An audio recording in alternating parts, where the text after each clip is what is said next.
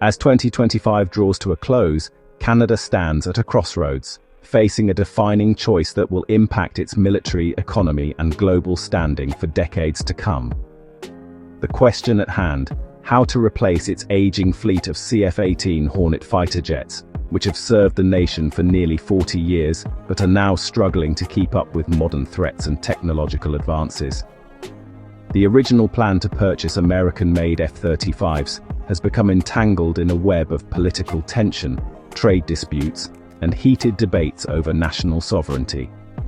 Some argue the F-35 is the only way to ensure Canada remains a key player in North American defense, while others worry about the risks of relying too heavily on the United States. With US-Canada relations cooling and uncertainty growing, Ottawa is now reconsidering its dependence on a single, sometimes unpredictable partner. Increasingly, Canadian leaders are looking to Europe for alternatives, exploring options that could offer more flexibility and control. The debate has evolved beyond just military hardware. It's become a national conversation about what kind of air force Canada truly needs, and what kind of nation it aspires to be in a changing world. Canadians from all walks of life are weighing in, from military experts to everyday citizens. The Royal Canadian Air Force strongly favors the F-35 for its cutting-edge capabilities and seamless integration with NORAD, but a growing movement is championing Sweden's Gripen. Supporters say the Gripen could give Canada more independence, lower costs, and greater control over its own defense decisions. The outcome of this decision will ripple far beyond the military. It will shape thousands of jobs in Montreal's aerospace sector, influence Canada's ability to patrol and protect its vast Arctic frontier, and affect relationships with allies around the world. At stake is nothing less than Canada's security, its economic future, and its place on the world stage as global power dynamics shift. The choice Canada makes now will echo for generations. The F-35 deal was once seen as a leap into the future for Canada's Air Force, promising cutting-edge stealth, advanced sensors, and seamless integration with US and allied forces. It was heralded as a transformative step, meant to secure Canada's skies for decades to come and keep the country at the forefront of military technology. Canadian firms have long contributed to the F-35 program, supporting thousands of high-tech jobs and injecting billions into the national economy. The program has fostered innovation and expertise, making Canada a key player in the global aerospace industry. But the F-35's troubled history, cost overruns, chronic delays, and ballooning lifetime expenses, has sparked growing skepticism. Each new setback has raised questions about whether the jet can truly deliver on its ambitious promises. The critical Block 4 upgrade, which is supposed to unlock the jet's full combat potential, is now years behind schedule and billions over budget. This has led to mounting doubts about whether the F-35 will ever achieve the capabilities that were originally promised to Canada and its allies. Ottawa has already committed to purchasing 16 F-35s. But the fate of the remaining 72 jets in the planned fleet is now in question. Political leaders face tough decisions as they weigh the risks and rewards of moving forward. The economic and strategic risks of sticking with the F-35 are mounting, especially as US-Canada relations become more unpredictable and global security challenges evolve. The stakes are higher than ever, with billions of taxpayer dollars and national security on the line. The once unquestionable choice is now under intense scrutiny, as officials, experts, and the public debate whether the F-35 is truly the right fit for Canada's future defense needs. Canada must decide if the F-35's promises outweigh its persistent problems, or if it's time to consider alternatives for the nation's next generation of fighter jets. Enter the Saab Gripen E, a Swedish fighter offering a radically different approach. The Gripen isn't stealthy like the F-35, but it's advanced, reliable, and far cheaper to buy and operate. Its lower costs mean more flight hours and better pilot training for the same budget. Saab's offer includes full technology transfer, giving Canada control over upgrades and maintenance. No US permission required. This addresses fears of US-imposed restrictions or remote grounding in a crisis. Saab also promises domestic assembly with Bombardier, creating new aerospace jobs and true industrial independence.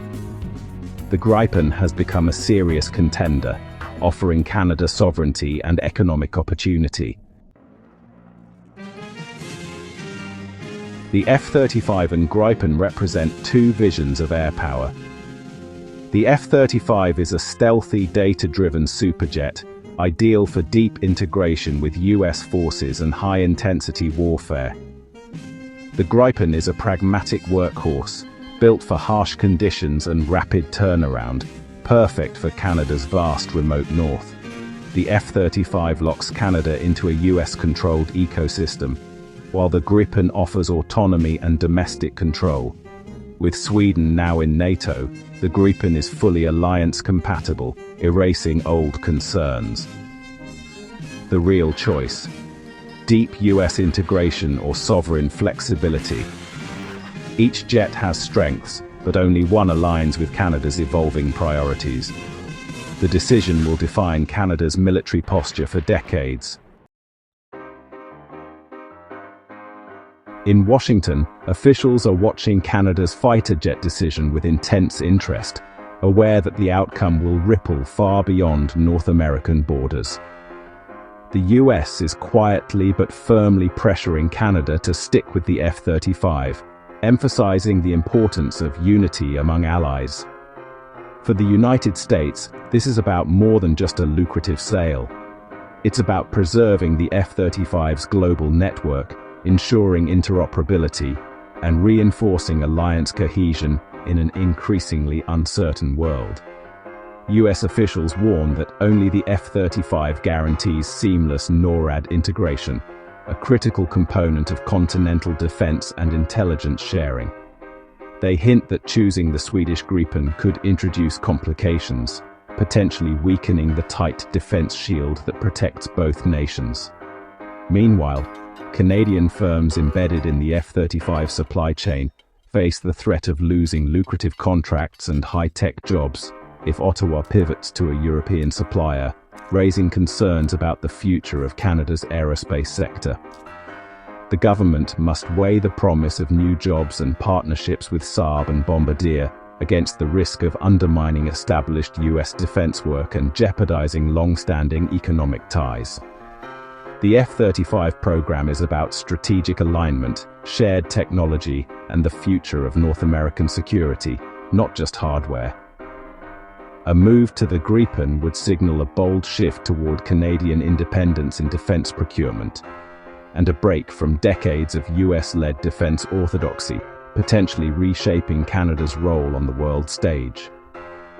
The stakes are as much about political influence, industrial survival, and national identity as they are about the jets themselves, making this decision one of the most consequential in recent Canadian history.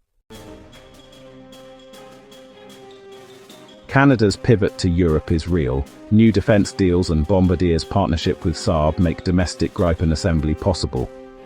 This could spark a renaissance in Canadian aerospace, challenging the F-35's industrial benefits. With 16 F-35s already ordered, a mixed fleet is likely: F-35s for NATO NORAD, Gripens for domestic and Arctic defense. Supporters call this pragmatic, giving Canada flexibility and resilience. Critics warn it would create logistical chaos: two supply chains, two training programs, and stretched resources. The mixed fleet debate is now central. Is it smart compromise or costly complexity? Canada must balance operational needs with economic and political realities. The outcome will shape the RCAF's future and Canada's defense industry for a generation. Canada's fighter jet choice is about more than aircraft. It's about national identity and future security. Sticking with the F-35 means continuity, deep US partnership, and proven alliance integration. Choosing the Gripen signals a bold move towards sovereignty, flexibility, and a homegrown aerospace sector. The decision will shape how Canada defends its Arctic, how its pilots train, and where its high-tech jobs are created. It's a defining moment: loyal lieutenant in a US-led order, or an agile, independent middle power. The world is watching as Canada weighs alliance loyalty against strategic autonomy. Whatever path is chosen, the impact will echo for decades in Parliament, in the RCAF, and across Canadian industry. The future of Canadian security and sovereignty hangs in the balance.